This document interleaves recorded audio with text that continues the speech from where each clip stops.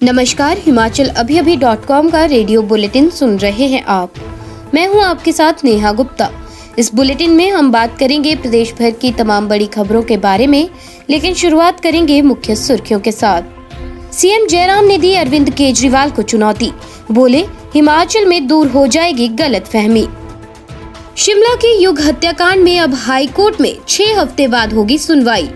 उद्योग मंत्री बिक्रम ठाकुर ने किया उद्योगों का औचक निरीक्षण, दस्तावेज जांचे, सैंपल भी भरे। जहरीली शराब कांड में चार्जशीट पेश, 28 आरोपियों का किया धरा, न्यायालय पहुंचा। एचआरटीसी ने किया यात्रियों की जान से खिलवाड़, 5 टायर के साथ ही रूट पर रवाना कर दी बस। भड़काऊ भाषण के बाद अब यति नरसिंहानंद सरस्वती ने खुद को बताया कुत्ता। हिमाचल में 4 दिन बारिश की संभावना, मैदानी भागों में अंधड़ चलने का अलर्ट। अब समाचार विस्तार से।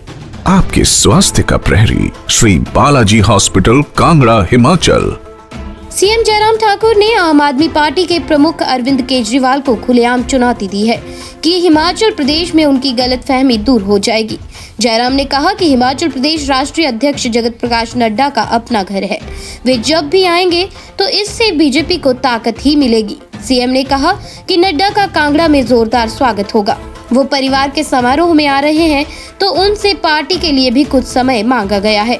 केजरीवाल के डर से नड्डा को लाने के आम आदमी पार्टी के बयान पर उन्होंने कहा कि ऐसी बातों को उनको समझ लेना चाहिए।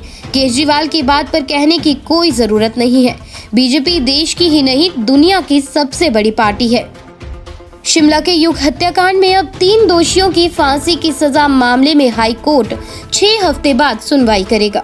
सोमवार को हाई कोर्ट में ये मामला दोषियों की सजाए मौत की के पुष्टिकरण के लिए लगा था। डबल बेंच में किसी कारण से सुनवाई आज नहीं हो सकी। अब अंतिम सुनवाई 6 हफ्ते बाद होगी। जून 2014 में शिमला के राम बाजार के एक कारोबारी के 4 साल के बच्चे का अपहरण कर लिया गया था। फिर करीब 2 साल बाद अगस्त 2016 में शिमला के उपनगर भराड़ी के पेयजल टैंक से एक बच्चे का कंकाल मिला।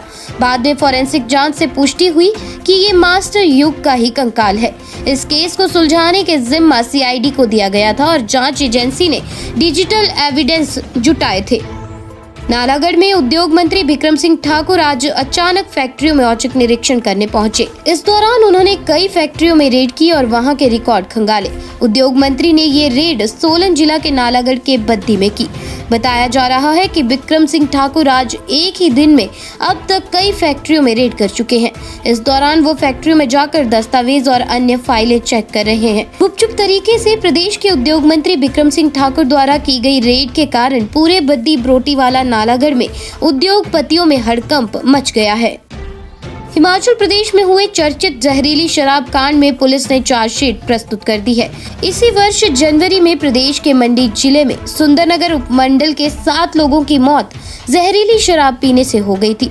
इस मामले में 29 आरोपी हैं, जिनमें से 28 के विरुद्ध चार्जशीट पेश की गई है, जबकि एक आरोपी दलीप कुमार के विरुद्ध चार्जशीट अलग से दाखिल होगी। आज दाखिल की गई चार्जशीट कुल 650 पन्नों की है। जहरीली शराब पीने से 7 लोगों की मौत ने प्रदेश को झकझोर दिया था।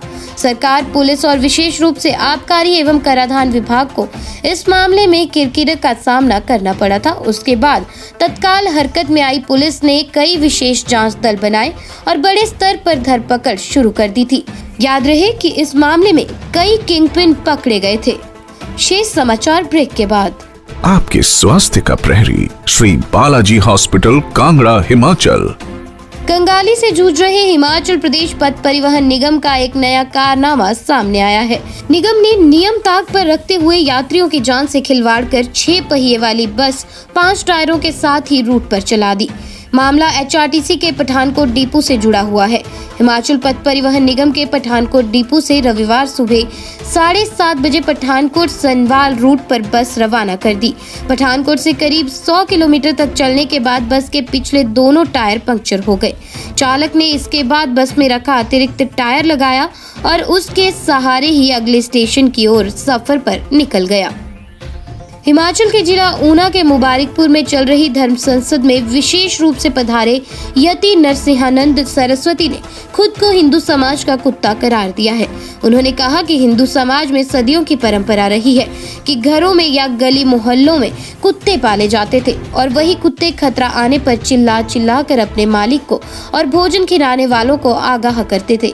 मैं हिंदू धर्म का वही कुत्ता हूँ जो वर्तमान परिदृश्य में हिंदू समाज की तरफ बढ़ रहे बड़े खतरे से सचेत करने के लिए चिल्ला चिल्ला कर लोगों को आगाह करता हूँ, लेकिन मेरे इसी चिल्लाने को सदैव विवादित करार देकर हिंदू समाज के उत्थान के लिए उठने वाली आवाज को दबाने का प्रयास किया जाता है।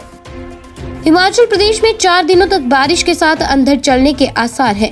मौसम विज्ञान केंद्र शिमला के अनुसार प्रदेश के मध्य व उच्च पर्वतीय कई भागों में 19 से 22 अप्रैल तक बारिश के साथ अंधड़ चलने की संभावना है। चोटियों पर हल्की बर्फबारी की भी संभावना जताई गई है। वहीं निचले व मैदानी 1-2 भागों में 20 से 22 अप्रैल तक बारिश हो सकती है। इन भागों में अंधड़ चलने का येलो अलर्ट भी जारी किया गया है। प्रदेश में पश्चिमी विक्षोभ सक्रियता से मौसम में ये बदलाव आने की संभावना है। राज्य में सूखे जैसी स्थिति होने की वजह से प्रदेश के किसान और बागवान आसमान में टकटकी लगाए हुए हैं। सेब, नाशपाती, चेरी और प्लम के पौधे मुरझाने लग गए हैं। इसके नतीजे में इस साल कृषि और बागवानी कार्य प्रभावित हो सकते हैं। ऐसे में बारिश से राहत मिलने की उम्मीद है। रेडियो बुलेटिन में आज के लिए बस इतना ही। नमस्कार।